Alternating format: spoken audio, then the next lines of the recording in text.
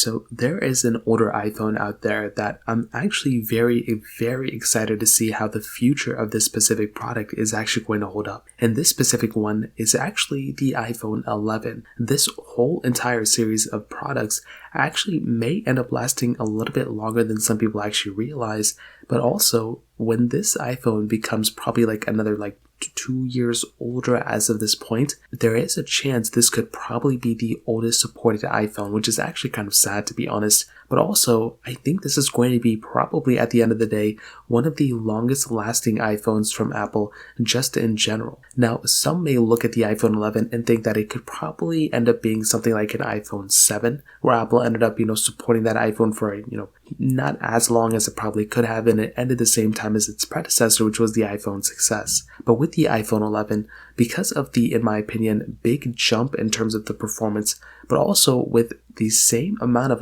the iPhone 11 didn't sell as many or too many compared to the iPhone XR. I think the iPhone 11 still sold a bunch of units, but there's a chance with the iPhone 11, mostly because of its sales maybe being a little bit less than the XR, may end up lasting a little bit longer. That's kind of what Apple does. Sometimes if an iPhone doesn't sell too well, they'll just end up supporting it with software even longer just to make even bigger differences. I'm not really too sure why they do that. But Apple will go ahead and eventually support this iPhone, hopefully, with at least another 2 or 3 versions of iOS. Within those versions of iOS, we are going to be seeing probably some of the biggest changes within any version of software. I mean, if you think about it, what else could Apple do right now? I mean, they could go ahead and make things faster, make things a little bit more featureful, but they may end up making some big changes. And I do think with iOS, especially with iPhones this upcoming year in 2023, Apple is going to be making a ton of hardware changes. They're probably going to be removing Lightning port and adding USB Type-C.